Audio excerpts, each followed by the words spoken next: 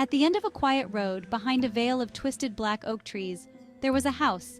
A woman lived there. On bitter nights like this one, she sat by the fire and read until she grew tired enough for sleep. But on this night, as her lids grew heavy, she was startled by a sound she wasn't accustomed to hearing these days. Who could be calling, she wondered. And this late? She rose from her chair and picked up the phone. Hello, I'm gonna kill you. Who is this? She asked. No answer. Who is this? She repeated, her hand trembling. There was a click. Silence. She quickly dialed the police and explained what had happened. The officer told her to wait while he traced the call. After a few moments, he said, "The call is coming from inside your house." "That doesn't make sense," she said. "How could someone be inside my house?" He probably broke in. Oh yeah, I guess that makes sense. And that's not everything. I'm not a police officer. You aren't? No, I'm the killer guy from before. I never actually hung up.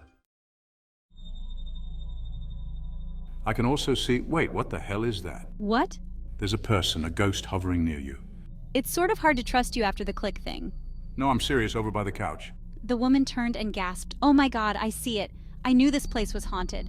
Jesus Christ, is it a kid? Ew, he's all translucent. Looks like a little boy. What does he want? I think he wants to play. He's holding a kite. Play with me. Oh my God, he can talk. Suddenly the doorbell rang. Expecting someone. It rang again. Ellen walked over and opened it. Standing there was a hulking man in ratty clothes, barely concealing a bloodied machete behind his back. Pardon me, ma'am. My car broke down and I was wondering if I could charge my phone in your house. Sorry, I don't think so, Ellen said, starting to close the door. The man shoved his foot inside. Well, I do think so. Ellen stumbled and fell to the ground. Who the hell is that? I'm a homicidal drifter. Who the hell are you?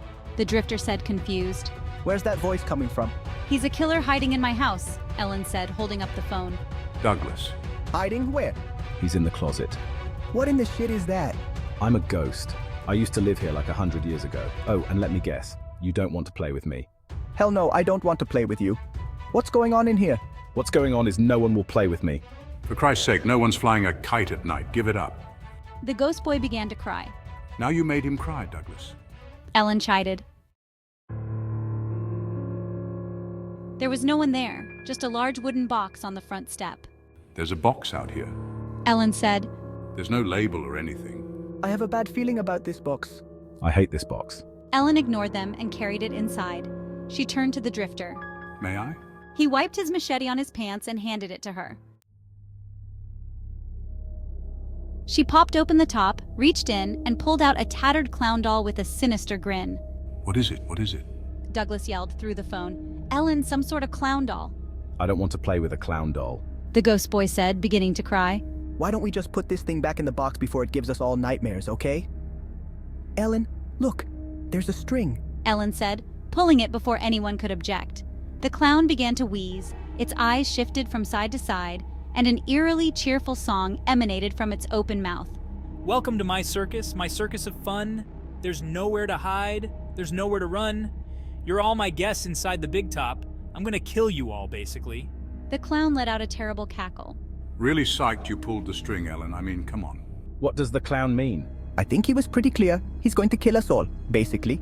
Ellen, how's a doll going to kill us? Each of them silently surveyed the room in anticipation. Suddenly, the lights went out. What happened? Who did that? I can't see anything. I literally can't see anything because it's too dark now. Through the darkness, Ellen let out a cry. Ellen, oh no! Ellen, what is it? It's the clown. It killed her, and we're next. He killed Ellen.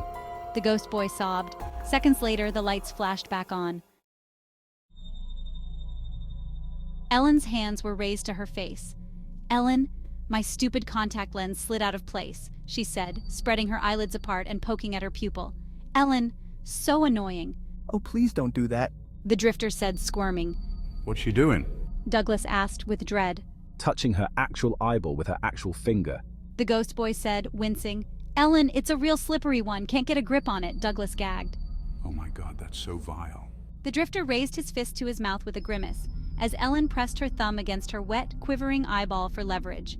Ellen, ugh, now I think it's folded up under my lid. Can someone look and tell me if they can see it? There was a click from the phone. Ellen, Douglas? Was that a real click? The ghost boy faded into the wall. I'm out, Ellen, ghost boy. She heard the front door opening behind her. Ellen? Drifter? You too? The drifter turned to her with a dazed look. I hate this place so much. He said, then dropped the machete from his limp hand and walked into the darkness.